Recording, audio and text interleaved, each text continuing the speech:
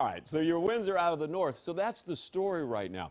That north wind has changed everything, because yesterday we had warmth coming up from the Gulf of Mexico. Now we've tapped into that Arctic air up in Canada. We call this cold air advection, and your temperatures anywhere from 14 to what it feels like to 20 degrees. From the boroughs into Jersey as well as Long Island. It's much colder than yesterday. It's feeling about 45 degrees colder at this hour than yesterday. You're going to notice that when you walk outside. There's a few snow flurries to the north and west of us. I can't rule out a little bit of precip in the form of snow later this morning. But the big story is down there. You see the pink? All of a sudden, we're talking about the chance for some freezing rain. This is at 10 p.m. when G's on the air. It says Mountain Olive. Where you see pink, I can't rule out black ice. What I'll say to you right now is that tomorrow morning, I would take public transportation or maybe stay home and work from home if you can still, right? Story number two, a huge temperature change. There's a number of things I use in my weather toolbox to figure out what's going to happen in the atmosphere. At this time of year, subtropical jet and polar jet.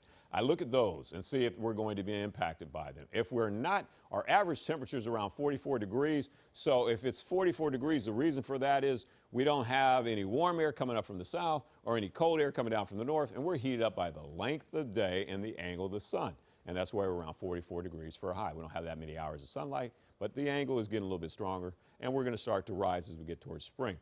We can just, get right to spring or summer if we get the subtropical jet to go north of us. And that allows all of that warmth down south, like in Miami. Their high today is around 80 degrees. We can transport that with a southwest wind, which we did yesterday. And since we had all that warm air on top of us, we had record warmth everywhere except Central Park yesterday. Just the opposite. If the polar jet dives south, it opens the door to the Arctic air in Canada. Their temperatures are in the teens. That's why the magenta's there. It's frigid. And we drop temperatures. And that's why we're feeling 45 degrees colder at this hour. 45 degrees colder at this hour than yesterday. And all day today, with the winds out of the northwest, hello Canada and chatter guy, we're going to feel like 23 to 29 degrees. 23 to 29 degrees all day today.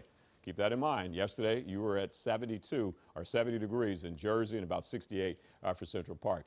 But now, what we're looking at by Sunday is we're going to see the jet stream go north. So now we're going to tap into some warmth from the Gulf of Mexico. We won't be record warmth, but at least we'll be in the mid-40s, which is a lot better than feeling like 20 degrees. 25, that's what we're feeling like this afternoon. 23 tomorrow morning is your wind chill.